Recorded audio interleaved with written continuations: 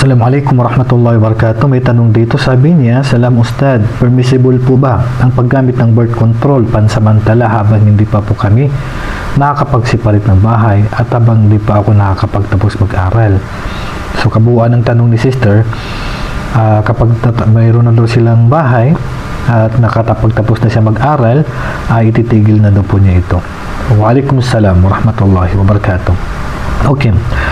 Itong bagay na to ay karapatan po ng mag-asawa po yan. Hindi po yung magde-decide lang po dyan, yung babae lang po magsasabi na siya po mag-birth control at yung lalaki ay ayaw po. O kaya yung lalaki po yung gusto na iwas mo na magbuntis yung babae tapos yung babae ayaw po. So dapat mapagkasunduan po nung dalawa.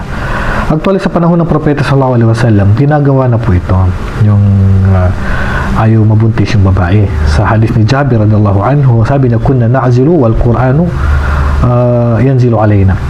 So sa time na ng Propeta sallallahu alaihi wasallam, kami sabi niya ay nagwi-withdraw. Ibig sabihin, hindi nila ipinapasok ang similya nila sa pagkipagtalik sa kanilang misis, niwe-withdraw nila ito. Sabi ng ating mga ulama, katumbas nito ay ang paggamit ng halimbawa ng condom, o pag-inom ng pills ng babae. Ito po yung katumbas ng ginagawa ng mga sahaba na kukontrol sila na mabuntis yung babae. So inuulit ko, dapat mapagkasunduan ng mag-asawa at lalo na kumabigat po yung kanilang dahilan. Okay? Ngayon, siyempre pinakamainam ay hindi na po kailangan gawin yan kasi po ang payo kasi ng Propeta sallallahu alaihi wasallam ay magkaroon ng maraming ummah sa pamagitan ng pagkakaroon ng maraming anak. Kasi habang ikaw ay tumatanda ay nagbiminupos po yung babae po. Okay? At ang biyaya natin ay nasa Allah subhanahu wa ta'ala at wala po sa kamay natin. Walang sino man sa mundo na nilikha ng Allah subhanahu wa ta'ala kundi may biyaya na po yan na nakatakda para sa kanya. Ganun pa man, dahil kayo ay nagkasundo, may plano kayo, ititigil mo rin naman sa mga kondisyon. Unang-una na pagkasunduan. Pangalawa, hindi po makakaapekto sa kalusugan mo at hindi po mapuputol yung inyong pagbubuntis ng habang buhay. Katulad ng ginagawa ng mga babae na nagpapaligid o yung mga lalaki ay